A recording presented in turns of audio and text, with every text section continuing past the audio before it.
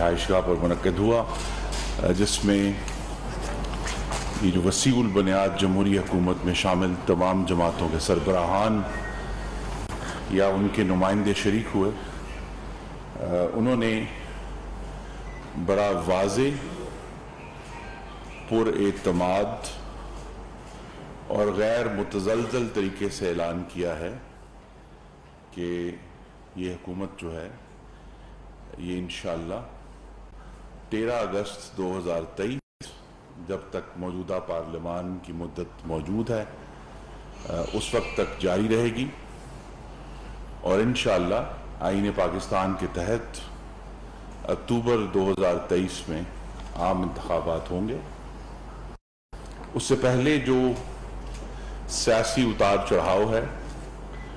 वो हिस्सा है जमहूरियत का। पाकिस्तान के अवाम का वोट, उनकी राय वो हम पर मुकद्दम है, लेकिन ये ज़रूर अवाम के सामने बात आनी चाहिए कि सिर्फ पंजाब असम्बली की 5% नशिस्तों के ज़िमनी इंतखाब से सियासी जायचे नहीं बन सकते। 95% पंजाब असम्बली की नशिस्तें वो हैं जो 2018 में पाकिस्तान और पंजाब के अवाम ने मुंतखब की थी और ये भी अवाम को याद कराना बेहद ज़रूरी है कि 2018 के इंतखाबात के बाद पंजाब असम्बली में सबसे बड़ी जमात बगैर किसी शुबे के पाकिस्तान मुस्लिम लीग नून थी,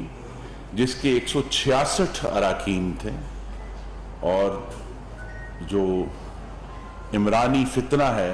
उसके मेंबरान की तादाद 155 थी। 155 से अक्सरियत हासिल करने के लिए हर किस्म के कबीह हथकंडे, हॉर्स ट्रेडिंग, मुख्तलिफ तरीकों से आज़ाद अराकीन पर असर डालना, यह तब हरबे इस्तेमाल हुए तो पंजाब में इमरानी फितने की हुकूमत कायम हुई। तो लिहाजा सिर्फ एक ज़िमनी इंतखाब का नतीजा जो है वो उस 2018 की तबाही, मैंडेट पर डाका और जमहूरियत की जड़ें काटने का अमल जो इमरानी फितने ने किया, वो 17 जुलाई का इंतखाब उसको कट नहीं कर सकता, उसको ख़त्म नहीं कर सकता। और अल्लाह ताला का बेहद करम है कि इमरानी फितने के बदअमाल के बरक्स 17 जुलाई को कोई प्रिजाइडिंग अफसर अगवा नहीं हुआ, कहीं भी सड़कों पर गोलियां चलने नहीं दी गईं, किसी भी जगह पर 20 हलकों में ख़वातीन को हरासा नहीं किया गया, पोलिंग को ज़बरदस्ती आहिस्ता करने का अमल कहीं नहीं इस्तेमाल हुआ और एक साफ और शफाफ इंतखाब जो है वो हुआ। मुस्लिम लीग नून ने अपनी सीटों में इजाफा किया, हमारे वोटों में तकरीबन 2 लाख वोटों का इजाफा हुआ और जो नताइज आए हैं वो अब सबके सामने हैं। इंशाअल्लाह कल वज़ीर आला का जो रन ऑफ इलेक्शन है वो कल मुकम्मल होगा। लेकिन अवाम को ये भी मालूम होना चाहिए आपके तवज्जुह से और कि जो 17 जुलाई का ज़िमनी इंतखाब था, जो 5% नशिस्तें मैंने आपके सामने कहीं पंजाब असम्बली की जिस पर इंतखाब हुआ, कि जब भी इमरानी फितना सर उठाता है पाकिस्तान की मुईशत डामाडोल होना शुरू हो जाती है। रुपए की कदर में कमी हुई, आप है स्टॉक एक्सचेंज गिरा, तो वो जो एजेंडा था कि पाकिस्तान, जो इमरानी फितने का एजेंडा है कि पाकिस्तान की मुईशत को डामाडोल और डगमगाते रखना है, वो एक दफ़ा फिर हमें वाज़े तौर पर नज़र आया। आज जो मैं और मेरे रफ़ीक़ कार जनाब وزیر پیٹرولیم ڈاکٹر مصدق ملک میرے ساتھ موجود ہیں. اس لیے آپ کے سامنے آپ کے توسط سے پاکستان کے عوام سے بات کر رہے ہیں کہ اگرچہ یہ ایک عارضی طور پر اس ہفتے مختلف مارکیٹوں میں روپے کی قیمت میں اتار چڑھاؤ ہوا ہے، لیکن محمد شہباز شریف کی قیادت میں جو وسیع البنیاد حکومت موجود ہے، جس میں چاروں صوبوں کی نمائندگی موجود ہے، مختلف ذہن کی اور سوچ کی جماعتیں موجود ہیں، لیکن وہ ایک نقطے پر متفق ہیں کہ پاکستان کو صحیح معنوں میں ایک آئینی مملکت اور جمہوریہ جس کا وعدہ آئین میں لکھا ہوا ہے اس پر ہمیں عمل کرنا ہے. اور ہمارا مقابلہ فاشسٹ جماعت سے ہے، وہ لوگ جو جمہوریت کے جو مختلف طریقے ہیں، جو اس کے مختلف عمل ہیں، ان کو آئین کو توڑنے کے لیے، آئین کو کمزور کرنے کے لیے استعمال کرتے ہیں. اس لیے ہم نے یہ دیکھا، اور یہ اگر اس پر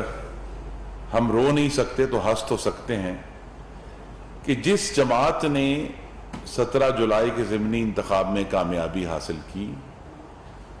وہ کامیابی حاصل کر کے بھی الیکشن کمیشن آف پاکستان پر چڑھ دوڑے اور ان چیف الیکشن کمشنر کو غدار قرار دے رہے ہیں، ان کو دھمکیاں دے رہے ہیں. یہی فاشزم کا خاصہ ہے کہ جو ادارہ اس فاشسٹ کی مرضی کے خلاف عمل کرے، اس کے اوپر آپ ہر قسم کے مغلظات، ہر قسم کی غلط گفتگو، اس کو غدار قرار دیں. میں یاد کرا دوں کہ جب پچھلے سال ڈسکا میں الیکشن کمیشن نے ری پول کا فیصلہ کیا تھا، تو اس وقت کے وفاقی وزیر برائے پارلیمانی امور نے سینٹ میں یہ کہا تھا کہ ایسے اداروں کو تو آگ لگا دینی چاہیے. تو عمران خان کا ایجنڈا جمہوریت اور آئینی اداروں کو آگ لگانے کا ہے، اور ہم یہ جو وسیع البنیاد حکومت ہے یہ اس آگ کو بجھانے آئے ہیں، ان اداروں کا تحفظ کرنے آئے ہیں. اور 17 جولائی کو عمران خان کے جو 4 بیانیے تھے، ایک 5واں بھی ہے لیکن وہ لطیفہ ہے، وہ زمین بوس ہوئے. پہلا تو یہ تھا کہ اب بتا دیں کہ 17 جولائی کو امریکی سازش کہاں ہوئی اور اس نے کس کی حمایت کی. یہ بیانیہ زمین بوس ہو گیا، دھڑام سے منہ کے بل نیچے آ گرا. دوسرا جو بیانیہ تھا ایکس اور وائی کا، نیوٹرل کا، جانور کا، یہ بھی ہمیں بتا دیں کہ 17 جولائی کو کس کی حمایت ہوئی کہ جی سازش ہو رہی ہے، یہ ہو رہا ہے. تو لہذا یہ تمام ایکس وائی بیانیہ بھی زمین بوس ہو گیا. پھر الیکشن کمیشن کے اوپر جو حملہ آور تھے اور ہیں، وہ بیانیہ بھی زمین بوس ہوا. عدلیہ کے اوپر بھی جب عدلیہ نے ابھی سپریم کورٹ پاکستان نے جو تحریک عدم اعتماد کے اوپر جو سو موٹو لیا تھا، اس کا جو تفصیلی فیصلہ آیا جس میں کہا گیا کہ صدر مملکت اور وزیر اعظم اور اسپیکر، ڈپٹی اسپیکر نے آئین شکنی کی ہے، تو اس وقت سے عدالتوں پر بھی حملہ آور ہیں جب اپنی مرضی کا فیصلہ آئے گا. تو یہ 4 بیانیے، امریکہ کا، ایکس وائی کا، الیکشن کمیشن کا اور عدلیہ کا، یہ 4 بیانیے زمین بوس ہو گئے. 5واں بیانیہ جو ہے وہ نیپی بیانیہ ہے کہ جو امیدوار اس وقت مسلم لیگ نون کے مقابلے میں موجود ہیں، انہوں نے ایک پریس کانفرنس کی تھی کچھ عرصہ پہلے، پی ٹی آئی کا امیدوار بننے سے پہلے. تو اب یہ سوال بڑا اہم ہے کہ 17 جولائی کو کس نے کس کی نیپیاں بدلی، اور کل لاہور میں کون کس کی نیپی بدلے گا. ہم یہ جاننا چاہیں گے کیونکہ یہ معاملات اس عمران خان کی جو بد تہذیب، آئین شکن اور فاشسٹ گفتگو اور طریقہ کار سے ملک آگے نہیں جا رہا، اور صرف جمہوریت کو نقصان نہیں ہو رہا، پاکستان کی معیشت کو نقصان ہو رہا ہے۔ اور وہ تمام ادارے، ممالک جو پاکستان کو قریب سے دیکھتے ہیں، ہمارے دوست ہیں، ہمارے پارٹنر ہیں، وہ پریشان ہیں کہ کیا پاکستان بھی عمران خان کے فتنے کی وجہ سے ہم سے کچھ دور سری لنکا کی طرف تو نہیں جانا شروع ہو گیا۔ اس بات کی وضاحت وزیر خزانہ نے کی ہے، میں اس کو دہرانا چاہتا ہوں۔ اللہ تعالیٰ کے کرم سے یہ وسیع البنیاد حکومت پاکستانیوں اور ان کے بچوں کے معاشی مستقبل کی محافظ ہے، اور ہم یہ انارکی جو عمران خان پھیلانا چاہتے ہیں اس کے سامنے دیوار بن کر کھڑے ہیں۔ ہم میں سے زیادہ، ہم دو جو حضرات موجود ہیں، ان سے زیادہ کسی کو احساس نہیں ہو سکتا کہ جو حالیہ ہم نے تیل کی قیمتوں کو بین الاقوامی قیمتوں کے قریب ہم لے کر آئے ہیں، اس سے پاکستان کے عوام کو تکلیف پہنچی ہے۔ جو مہنگائی ہے اس سے پاکستان کو تکلیف پہنچی ہے۔ لیکن یہ یاد رکھیں کہ 9 اپریل 2022 تک اس ملک پر عمرانی فتنے کی حکومت تھی، اور ابھی جب یہ بجٹ کے نمبرز آئے ہیں تو اس بجٹ کے نمبرز تو ہم تو اس کے ذمہ دار ہیں جو 19 اپریل 2022 کے بعد جس دن کابینہ بنی، اس کے بعد جو معاملات ہیں اس کے ہم ذمہ دار ضرور ہیں، لیکن اس سے پہلے کی خرابی، مہنگائی، کساد بازاری، بے روزگاری کی ذمہ داری بھی اسی فاشسٹ دروازے پر جائے گی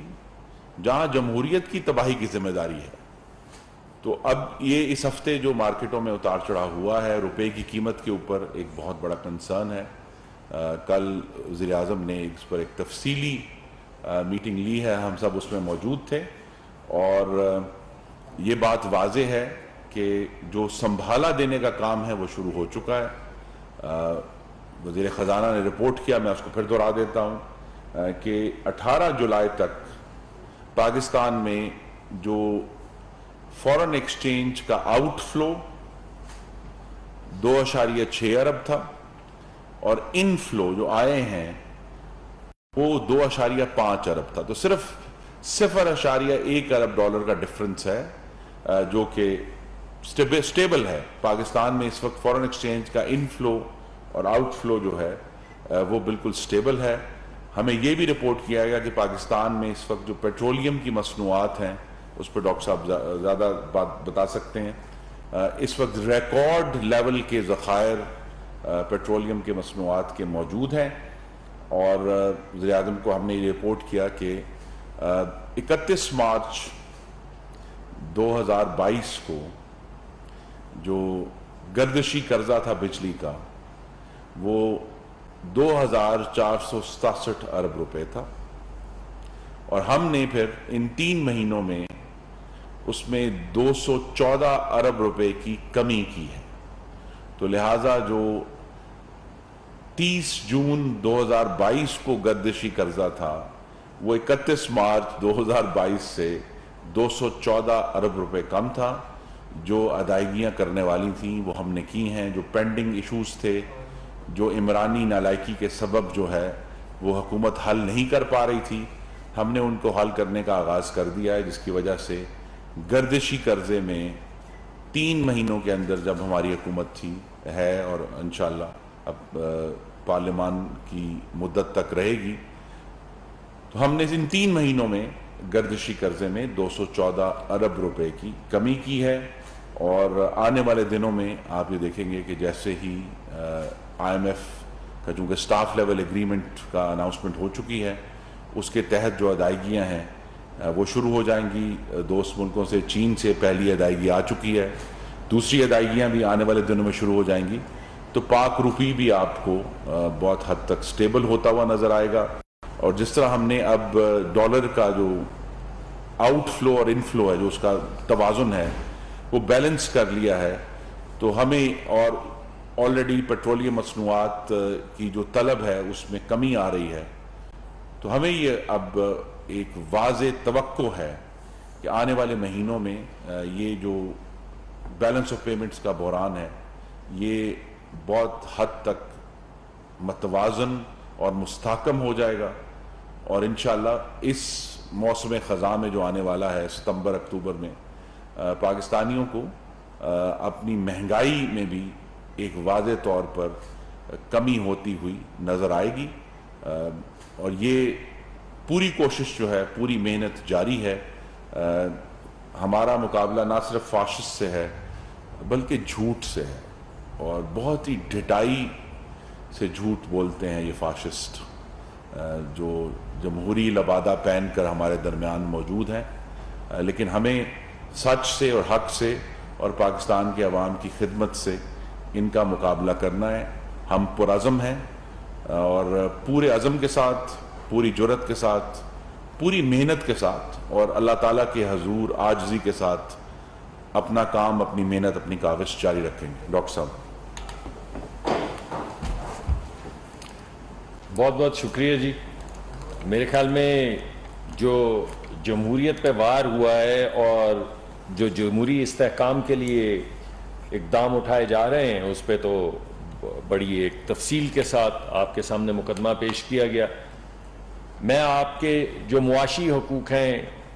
ان کو بچانے کے لیے جو اقدامات کیے گئے ہیں، بالخصوص پیٹرولیم منسٹری کے اندر جو چیزیں کی گئی ہیں وہ آپ کے سامنے رکھنا چاہوں گا۔ سب سے پہلے تو آپ کو یہ بتانا چاہوں گا کہ ہمارے دو بڑے بڑے مقاصد کیا ہیں۔ آپ کو یہ بات معلوم ہے کہ اس وقت ہم پہ جو دباؤ ہے وہ درآمدات اور برآمدات، ان کا جو توازن ہے اس کی وجہ سے ہم پہ ایک پریشر آتا ہے۔ ہماری ایکسپورٹس جو ہیں وہ کم ہیں، ہماری امپورٹس جو ہیں وہ زیادہ ہیں، اس کی وجہ سے روپیہ جو ہے اس کو اپنی قدر، اپنی قیمت کھوتا ہے، اور ہمیں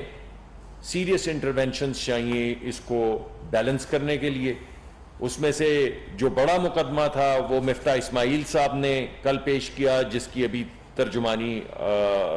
خرم دستگیر صاحب ہمارے وزیر جو ہیں انہوں نے کی تھی، آپ کو بتایا کہ بیلنس کہاں تک پہنچ چکا ہے۔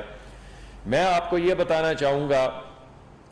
کہ پچھلے جون اور اس سال کے جون میں اگر آپ ان کا دونوں کا مقابلہ کریں تو تقریباً 9% کم ہم اس وقت پیٹرولیم پروڈکٹ جو ہے وہ امپورٹ کر رہے ہیں اور اس کو بیچ رہے ہیں۔ اس کی ڈیمانڈ کے اندر ایفیکٹو مینجمنٹ کے ذریعے 9% کی کمی آئی ہے۔ پچھلے سال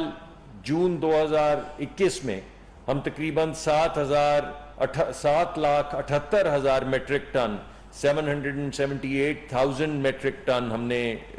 پیٹرول بیچا تھا، اور اس مرتبہ جون میں وہ 7,04,000 پہ آ چکا ہے، جو 9% ریڈکشن ہے، جس سے جو ہماری امپورٹ بل ہے اس میں بڑی خاطر خواہ کمی آئی ہے۔ بالکل اسی طرح جو ڈیزل ہے، جو دوسری دو ہی بڑی چیزیں ہیں، ایک ڈیزل جو آپ کے ٹرکوں میں اور بسوں میں اور ایگریکلچر کے لیے زراعت میں استعمال ہوتا ہے، اور دوسرا پیٹرول جو گاڑیوں میں استعمال ہوتا ہے۔ بالکل اسی طرح تقریباً 8 سے 9% کمی آئی ہے پچھلے سال جون میں جو ہم بیچ رہے تھے ڈیزل، اور اس سال جون میں پچھلے سال 784,000 میٹرک ٹن یا 89,000 میٹرک ٹن ہم بیچ رہے تھے، 789,000 میٹرک ٹن، جو اس سال جون میں 7,12,000 میٹرک ٹن 712,000 میٹرک ٹن پہ پہنچ چکا ہے، جو کہ 8 سے 9% کی ریڈکشن ہے۔ تو ان دونوں چیزوں کے ذریعے جون کے مہینے میں ہماری جو امپورٹ تھی انرجی کی، اس میں بڑی خاطر خواہ کمی جو ہے وہ دیکھنے میں آئی ہے، جس سے ہمارا سیکٹر بیلنس ہو رہا ہے اور روپیہ جو ہے وہ سٹیبلائز ہوگا۔ مگر ابھی جولائی کا مہینہ ختم نہیں ہوا، جولائی کے ریزلٹس اس سے بھی بہتر ہیں، اور ہم اس کو ڈیلی مینج کر رہے ہیں۔ ہمارے جو موٹر آئل ہے یا یہ جو پیٹرول ہے،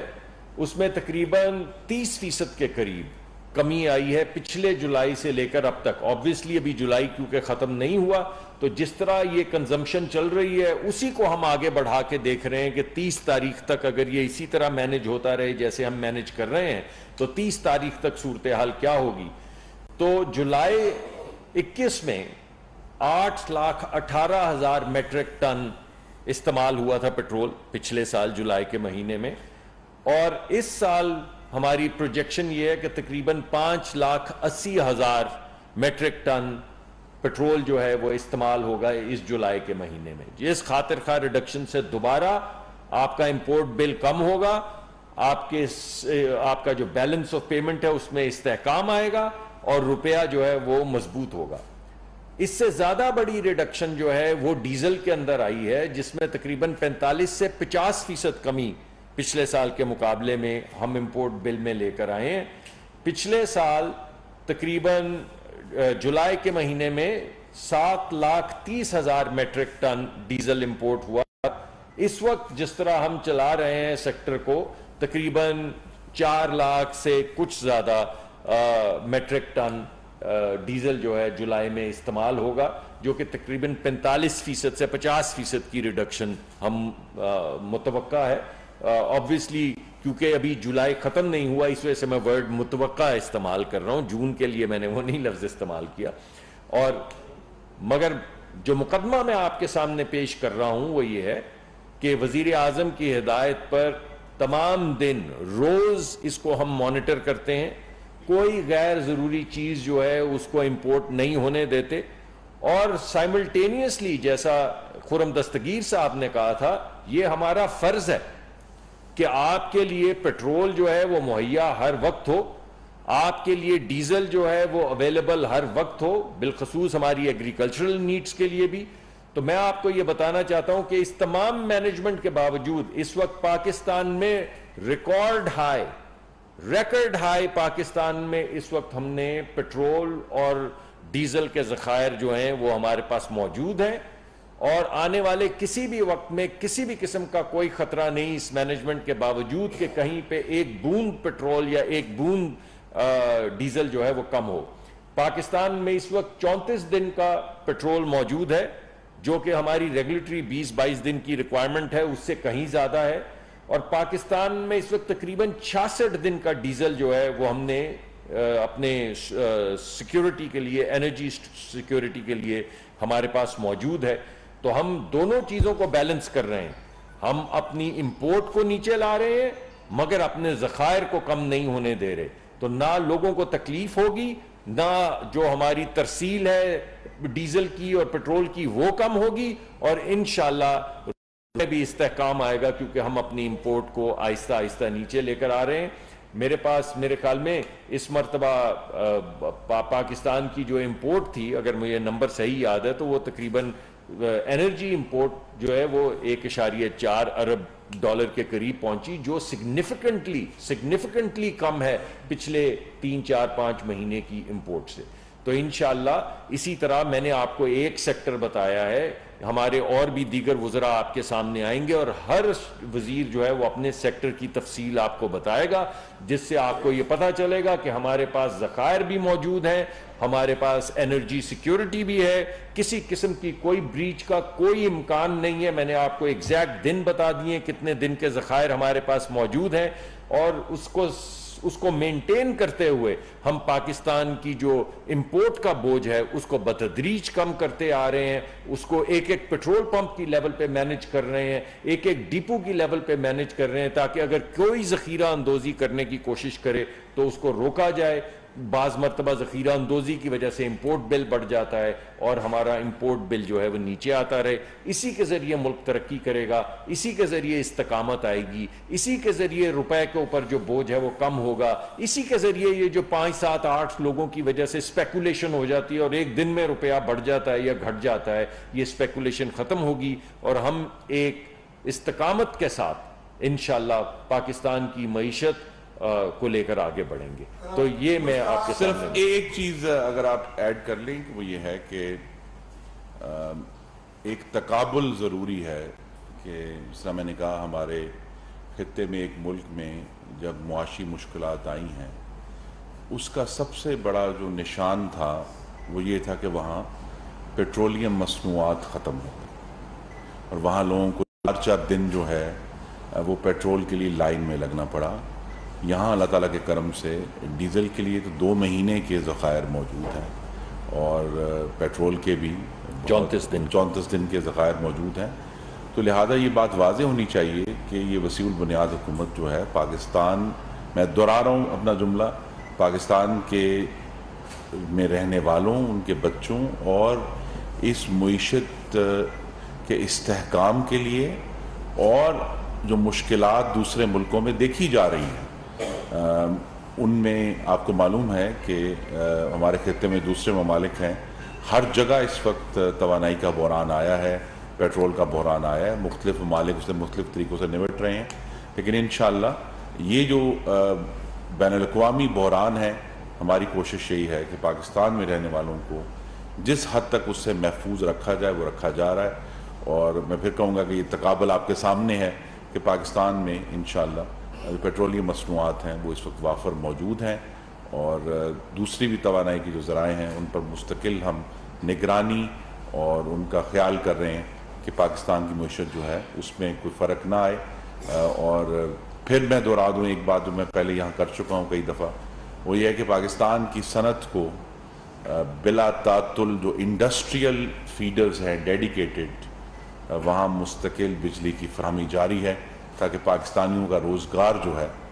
اس میں کوئی اثر نہ پڑے۔ جناب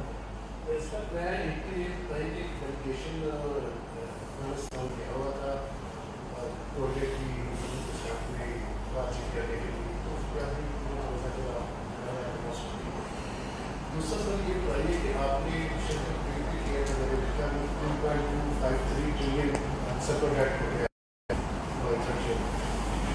اس کے ایویلویشن کا پچھلے سال میں جو ریویو ہوا ہے اس کا کتنا امپیکٹ ہے، اور اس میں نیپرا نے جو ڈٹرمنیشن پی سی اے کی اور ایف سی کی دینی تھی وہ نہیں ہوئی، اس کی وجہ سے اب کتنا امپیکٹ رہا اس کا اگلے سال میں آپ کے پاس ہوگا سر۔ اور ایک تیسرا سوال سر یہ ہے کہ یہ کل ایک ہیئرنگ میں ایک صاحب نے کراچی میں نیپرا کی ہیئرنگ میں انہوں نے کہا کہ کراچی میں 200 MMCF کی گیس جو ہے وہ کیپٹل پاور پلانٹس کو دی جا رہی ہے، اور ان کی جو لاگت ہے وہ 13 روپے کے قریب پڑتی ہے، اس میں کہا میری جو ہے 44 روپے پڑ رہی ہے، میرا بھی کوئی کہتی ہے، تو لہٰذا اس کی پرپوزل تھی کہ یہ جو 200 MMCF کی گیس ہے RLNG ہے وہ RLNG کے پاور پلانٹس ہیں ان کو ڈائیورٹ کر دی جائے، اس سے 3 سے 4 روپے پر یونٹ بجلی کی کاسٹ کم ہو سکتی ہے۔ سر اس پہ تھوڑا میں آپ سے جی دیکھیے، چونکہ تمام ہمارے جو پاور پلانٹس اس وقت موجود ہیں، آنے والے دنوں میں تو چونکہ ایک شمسی توانائی کی پالیسی متوقع ہے اور بہت میجر ہمارا بیلنس توازن جو ہے وہ فیول کے حوالے سے انشاءاللہ مثبت طریقے سے بدلنے جا رہا ہے، لیکن یہ تو جو کمی آئی ہے سرکولر ڈیٹ میں، یہ تو ہم نے اپنی پیمنٹس کے ذریعے ہم کمی لے کر آئے ہیں کہ ہم نے جون میں، اور میں اس کے لیے وزیر اعظم کا اور وزیر خزانہ کا شکر گزار ہوں کہ انہوں نے اس معاملے کو بہت سنجیدگی سے لیا ہے کہ ہمیں آگے بڑھنا ہے، اور وہ جو 4 سال کی ایک عمرانی نالائکی تھی، سی پیک دشمنی تھی، اور نیب گردی کے ذریعے پوری معیشت کو اور پاور ڈویژن کو خاص طور پہ اس کو ٹارگٹ کیا گیا تھا، ہمیں اس سے نکلنا ہے۔ اس کی وجہ ہے کہ ہم نے جون میں جو بہت سارے جو پینڈنگ معاملات تھے ان کی پیمنٹس کی ہیں، تو سرکولر ڈیٹ جو ہے وہ نیچے آ گیا۔ وہ چیلنج بہرحال موجود ہے ہمارے سامنے اگلے سال میں، وہ یہ نہیں ہے کہ چیلنج کہیں چلا گیا ہے۔ تو نیپرا کی جو ڈٹرمنیشن ہے وہ آپ کے سامنے، اس پہ کل ہیئرنگ ہو چکی ہے، اس پر ہمیں وقتی طور پر تو ضرور پاکستان کے عوام کو ایک چیلنج محسوس ہوگا، لیکن یہاں بھی کوشش یہی ہے، اور جب اس کا باقاعدہ طور پر اعلان ہوگا تو آپ کو معلوم ہوگا کہ جو پروٹیکٹڈ کیٹیگریز ہیں، پروٹیکٹڈ کیٹیگری ایک ہی ہے کہ وہ لوگ جس میں 2 قسم کے لوگ ہیں کہ جن کا بل جو ہے پچھلے پورے سال میں آن ایوریج یا 200 یونٹ سے کم رہا ہے یا 100 یونٹ سے کم رہا ہے۔ تو جو 100 یونٹ سے کم اوسط کے ہمارے صارفین ہیں، جو کہ تقریباً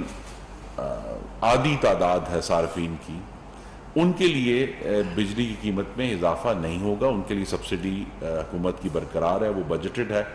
اور جو اس سے اوپر کے ہیں صارفین 200 والے، ان کے لیے بھی بہت بڑی سبسڈی جو ہے وہ حکومت نے آلریڈی پلان کی ہوئی ہے، اور بلکہ جو ہم نے پروپوز کیا تھا وہ وزیر اعظم نے مزید اس میں کمی کر کے وہی ہمارا جو پروپوزل اس وقت نیپرا میں موجود ہے، تو ہم جو ہیں وہ اس بات کو یقینی بنا رہے ہیں کہ جو غریب ترین پاکستانی ہیں ان تک یہ جو ایک مشکل ہے بجلی کی قیمتوں میں وہ نہ پہنچے۔ جو افغانستان ہمارا ایک غیر رسمی وفد گیا تھا اور ان سے بہت مثبت پیش رفت ہوئی ہے۔ ہماری نظر نہ صرف اس وقت موجودہ جو ہم نے ایک نیا آغاز کیا ہے کوئلے کے حوالے سے، نہ صرف اس پر ہے بلکہ ایک وسیع البنیاد گفتگو ہوئی ہے کہ کس طرح ہم اس جو نیا ہمارا وینچر ہے کوئلے کا، اس میں اگر ہم اپنی سپلائی چین جو ہے وہ پوری طرح سے اس کو بلڈ کر لیتے ہیں، بنا لیتے ہیں، تو پھر جو ایک بہت پرانا خواب ہے کہ ہم پاکستان جو ہے وہ وسطی ایشیا سے تجارت کا ہب بنے گا، اس کا دروازہ کھلے گا۔ تو یہ جو وسیع ایک تعاون ہے، یہ ہماری ٹیم نے جا کر وہاں ڈسکشن کی ہے، بہت مثبت گفتگو ہوئی ہے۔ ہم نے اپنے معاملات بھی درست کرنے، کیونکہ ہمارے جو اس وقت کراسنگ پوائنٹس ہیں افغانستان سے، وہاں کبھی بھی اتنی زیادہ تعداد میں اور مقدار میں جو تجارت ہے وہ نہیں ہوئی، تو ہمیں بھی اس کی تیاری کرنی ہے۔ ہمارے جو افغان پارٹنر ہیں ان سے بھی ہم نے گفتگو کی ہے اور بہت مثبت پیش رفت ہے۔ آنے والے دنوں میں ہم اس کی باقاعدہ طور پہ آپ کو بتائیں گے بھی کہ اس میں کیا معاملہ ہو رہا ہے، لیکن ہمیں یہی امید ہے کہ ابھی جو ایک محدود پیمانے پر ہم نے اپنا یہ کام شروع کیا ہے، جب اس میں کوئی استحکام آ جائے گا تو پھر آنے والے دنوں میں اور سالوں میں پاکستان کے لیے اور وسطی ایشیا کے لیے تجارت کے دروازے کھلیں گے، اور پورا ہمارا جو مغربی سرحد ہے ہماری طورخم سے لے کر چمن تک، وہاں بھی اس تجارت کے بہت مثبت اثرات جو ہیں ہمارے قبائلی علاقوں میں انشاءاللہ ظاہر ہوں گے، روزگار کی صورت میں، خوشحالی کی صورت میں۔ یہ ایک بہت مثبت پیش رفت ہے۔ سر میرا دونوں سے سوال ہے کہ پیٹرولیم اور انرجی کاسٹ دونوں کا تعلق جو انڈسٹری سے چیزیں بنتی ہیں اس کی کاسٹ ایسکلیٹ کرتی ہے۔ گزشتہ سال $31 جو جون میں ختم ہوا ہے ہم نے ایکسپورٹ کی، لیکن جب بجلی، پیٹرولیم مصنوعات اور دیگر چیزوں کی قیمتیں بڑھتی ہیں تو یقیناً اس کا امپیکٹ ایکسپورٹ پر بھی پڑے گا اور وہ متاثر ہونے کا خدشہ ہے۔ دوسرا بھی آپ نے ابھی ذکر کیا ہے کہ جو ٹیرف ریشنلائزیشن ہے وہ شاید پاس آن ری بیسنگ کا لفظ ہے، ری بیسنگ جو ہے وہ آپ نے پاس آن کر دی ہے، نہیں ابھی کرنی ہے جی، ابھی کرنی ہے، ری بیسنگ پاس نہیں ہوئی ابھی۔ تو جو سب سے دوسرا جو پہلو ہے کہ فیول پرائس ایڈجسٹمنٹ کے معاملات ہیں، منتھلی، کوارٹرلی اور پھر اینولی، اور اس کے ساتھ ساتھ جو ڈسکوز کے مختلف نقصانات ہیں وہ بھی صارفین کو منتقل کیے جا رہے ہیں۔ جو تنخواہ دار طبقہ ہے اس کے اوپر تو بوجھ بہت زیادہ ہے، باقی تو پاس آن کر رہے ہیں، تو جو تنخواہ دار طبقہ ہے اس کے لیے بھی کچھ کر رہے ہیں آپ؟ جی دیکھیں، ایک تو ری بیسنگ کا جو آنے والے دنوں میں ابھی اعلان ہو جائے گا، اس کا یہ فائدہ ہوگا کہ پھر فیول پرائس ایڈجسٹمنٹ جو ہے وہ بہت ہی واجبی رہ جائے گی، کیونکہ جو فیول کی اس وقت موجودہ کاسٹ ہے وہ ساری اس ری بیسنگ کے اندر شامل کر لی گئی ہے۔ تو جو ماہانہ فیول پرائس ایڈجسٹمنٹ ہے اس میں وہ بہت ہی واجبی سی رہ جائے گی ہر مہینے، اور آپ کو اپنے بلوں میں نظر آئے گا۔ یہ کوئی جو ہے نعرہ نہیں ہے، یہ تو ہر آدمی اپنا۔ دوسرا یہ کہ جو تنخواہ دار طبقہ ہے یا متوسط طبقہ ہے اس کے ریلیف کے لیے انشاءاللہ اگلے مہینے کے آغاز میں، اگست میں، حکومت ایک بہت وسیع اور جامع سولر پالیسی لے کر آ رہے ہیں کہ ہمیں فوری طور پر جو بیرونی ایندھن پر ہمارا اس وقت دار و مدار ہے، چاہے وہ گیس ہے، چاہے وہ فرنس آئل ہے، چاہے کوئلہ ہے، اس کو کم کرنے کے لیے، اور اس کے اندر پھر جو ہے اس پالیسی میں جو متوسط طبقہ ہے اس کو سولر پر شفٹ کرنے کے لیے ایک بہت ہی یعنی as I said attractive policy جو ہے وہ آئے گی تاکہ پاکستانی شفٹ ہو سکیں سولر کے اوپر، اور ان کے جو بجلی کے بل ہیں اس کے معاملے میں نہ صرف خود مختار ہوں بلکہ ان میں کمی آئے۔ Thank you sir. YouTube पर Googly TV देखने के लिए youtube.com की सर्च बार में Googly TV टाइप करें। Googly TV के पेज पर सुर्ख रंग के सब्सक्रिप्शन वाले बटन पर क्लिक करना ना भूलिए। YouTube पर अपलोड होने वाली वीडियो से बाखबर रहने के लिए बेल आइकॉन पर क्लिक कीजिए। आपको हर नई आने वाली वीडियो के बारे में नोटिफिकेशन मौसूल हो जाएगा।